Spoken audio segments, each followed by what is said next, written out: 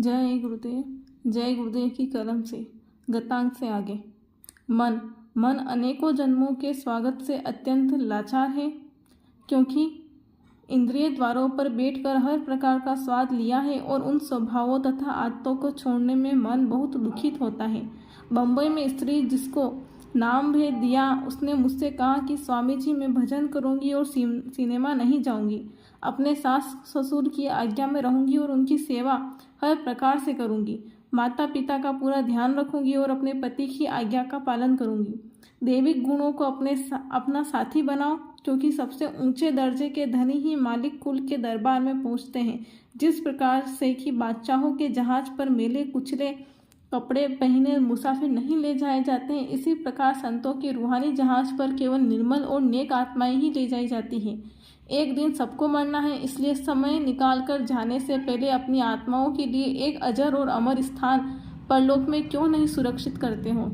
एक साहूकार अपने धन से बहुत सा परोपकार करता था। अधिक समय गुजरने पर वह समय के चक्कर में आकर गरीब हो गया।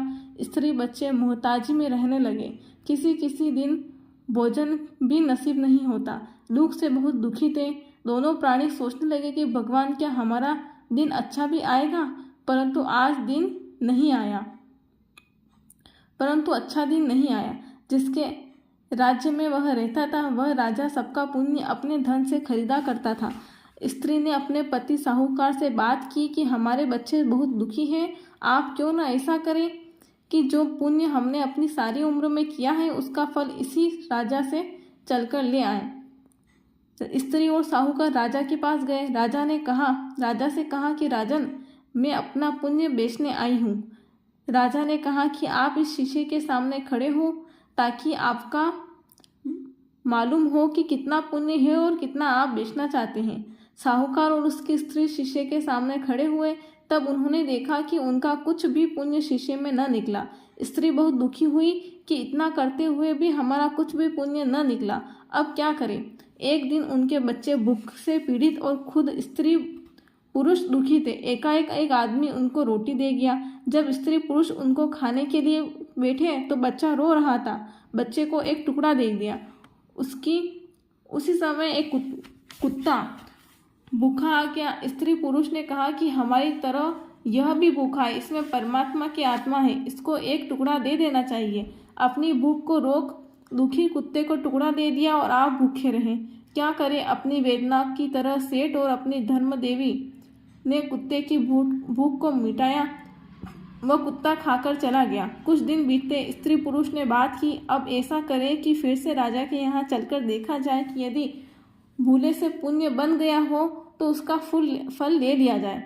साहूकार फिर राजा के पास गया और कहने लगा कि अब हमारे पुण्य को ले लिया जाए। राजा ने कहा कि शीशे के सामने खड़े हो।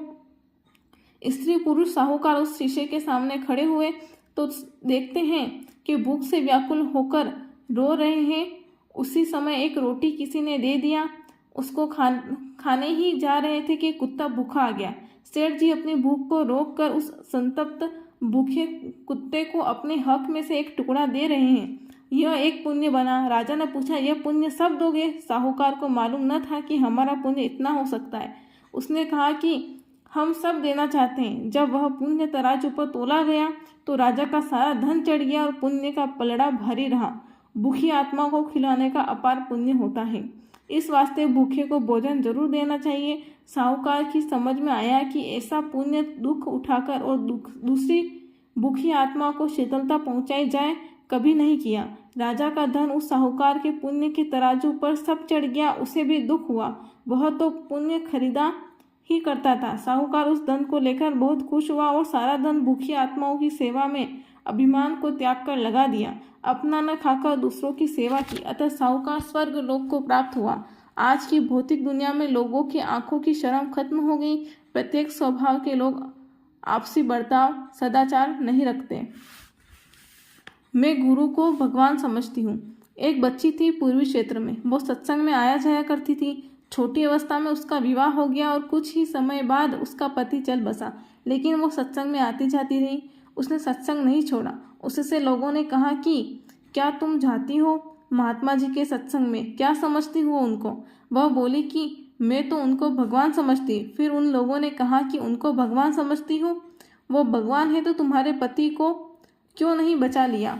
उस कम उम्र बच्ची ने उसका इतना सीधा, संतुलित और पूरा ठोस उत्तर दिया कि कोई भी आदमी उसको काट नहीं सकता था।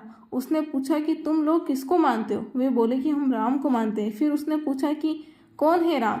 वे बोले कि जो अयोध्या में आए राजा रामचंद्र।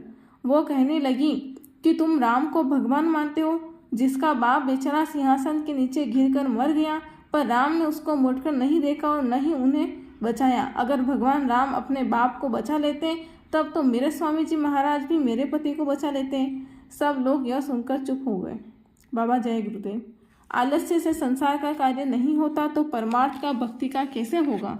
सत्संग बड़े भाग्य से मिलता है, सत्संग में मुक्ति का मार्ग मिलता है। जय गुरुदेव।